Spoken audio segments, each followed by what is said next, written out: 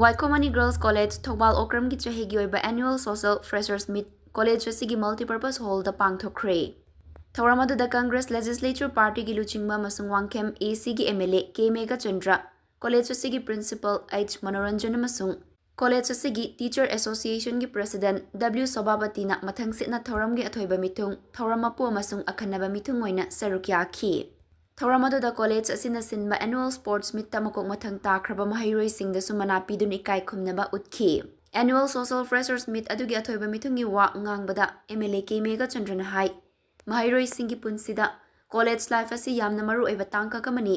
College da nauna ming chalakpa mahai tamba loiraba singna college thadoklaga chatkiba tangkak asi yamna maru oi. Tangkak asida mahairoi singna pukning changna mahai tamduna punsigi firep ama lauba matamni.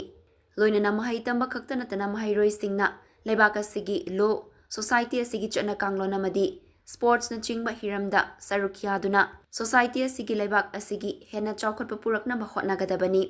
oza singna su college susibu matam gi upgrade tawduna tungi leibak lepkadoriba mahairoi singbu matamga chanaba mahai piba ngamnaba hotnaduna chawkhotpa tangdulai taba iramda mama oihanbada amatta oina hotnaminaba mathau tai haina fongdokhi Larik lesson madana tambagal oinana society sigi leiliba sanaro sadaran praja samsade besi society se chapana debigi mayama ma tambagi darkar tai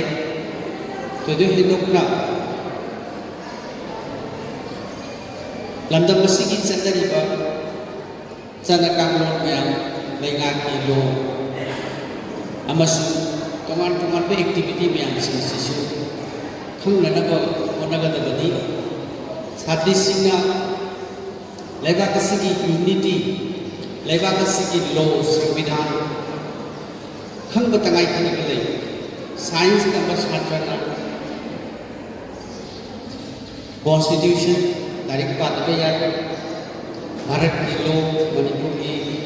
ganan law mayam sisi patbe yar marapasina साथी पुदिंग पक्षी मसी खंबगी मतलब college की मतलब सिदा लेगदबनी लोइना sports की activity तोंगान तोंगानबा मखन मखन की समाज अमदा संगिबो मयाम सिंसी साथी पुदिंग मकना मदुगी हैसिंग लेगदबनी